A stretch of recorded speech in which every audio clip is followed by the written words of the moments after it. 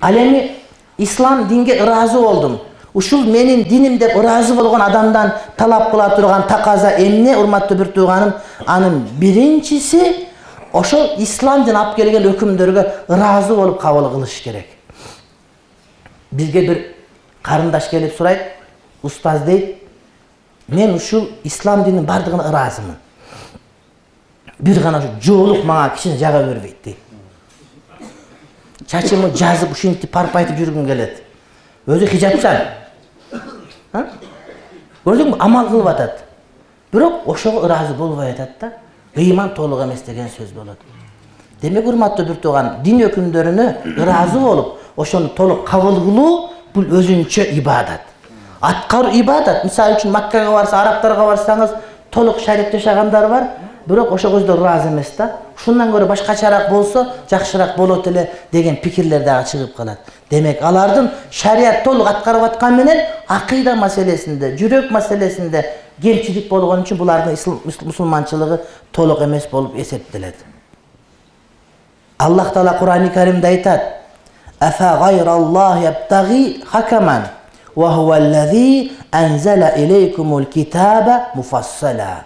Ал-Ан'ам сүрөсүнүн 114-аятында дейт: "Мен дейт Аллах Тааладан башка өкүмдар издеп олтурамынбы" дейт. Ал мага китепти майдасына чейин түшүндүрүп, өтө так даана кылып түшүндүрүп койду го дейт. Бул деген сөз Кур'ан-ы Каримдеги шариатта келген өкүмдөрдүн бардыгына толук ыраазы болуп, андан башка өкүм бере турган издебе деген сөз келип чыгат. Ислам динине ыраазы болгон адам ислам дининдеги ата-энени урматта, сыйла дегенге дагы ыраазы болуш керек. Кээ бир адамдар бар, ата-энени урматтабайт, сыйлабайт. Демек, бул исламга ыраазымын деп тилимен айткан менен ыраазы эмес деген сөз болот. Ислам өкүмдөрүнүн бардыгын жакшы көрүп, ыраазы болуп, бирөөлөр бар ата-энеге кызмат кылат, милдеттүү ушундай экен дейт, бирок ичинен жини келип кызмат кылат да, уф, тезирээк өлүп калган болсо эле ошо менен жыргап жүрөт элем, балан түкүл чыкырбай эле койсо болот деп нааразы болуп кызмат кылат.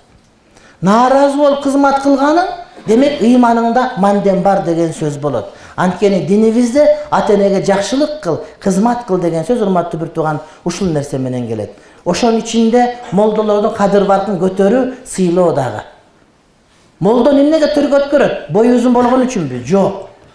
Сакалы чоң болгон үчүнбү? Жок. Чапан үчүнбү? Жок. Анын көкүрөгүндө, көйдөндөгү көтөрүп турган илими үчүн. Кээ бир адамдар адам катары жакпашы мүмкүн, урматтуу бир тууганым. Бирок сен адам катары сыйлаган жоксуң аны.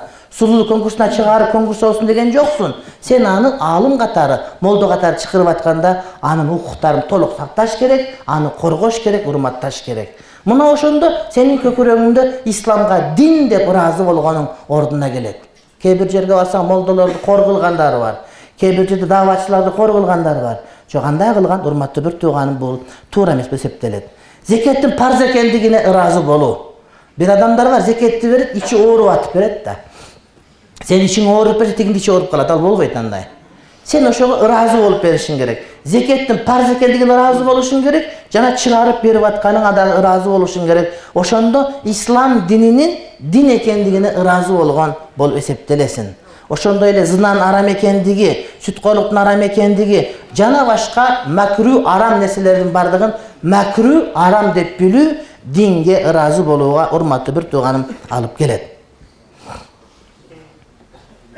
Ушул динге нааразымын. Ушул дин жакшы эмес дей турган болсо, адам ыймандан дароо чыгат. Ислам дин жаман, мусулманчылык ушундай деген адам ыймандан дароо чыгат. Ва адам риза бихада дини куфрун ва хуружун анил ислам. Динге нааразы болуу жана ошол динде туура эмес деп айтуу адамды ыймандан дароо чыгарат.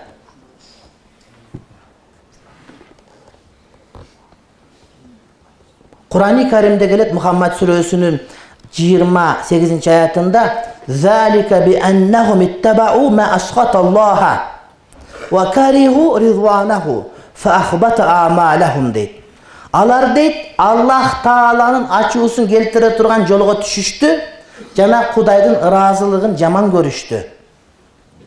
Яни Кудай тарап өзү динди бизге ыраазы болуп жиберген. Кур'ан-ы Каримде келет: Men sizlerge bugün dinimi toluktap ırazı olup jiberdim.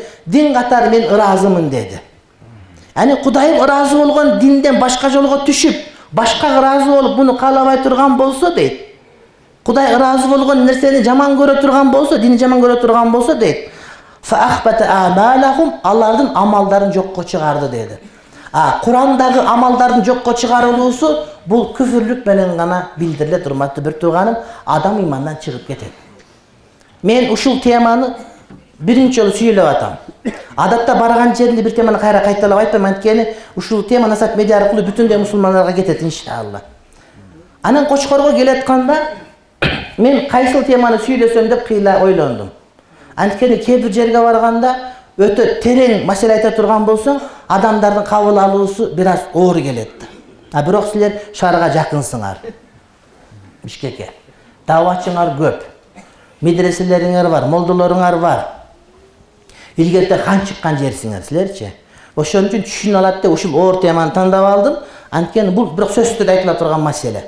Кээ-бир маселелер муртатан айтылынбай келген, адамдар ошого жетелектеп, 5-класска барып айтыш керек, 6-класста айтылыш керек деп, 2-класска айтылбай жүргөн сөздөр бар да. Бул ошол жогорку класстын жанагы высший математика дегенге окшогон маселе, ыраазылык деген түшүнүк.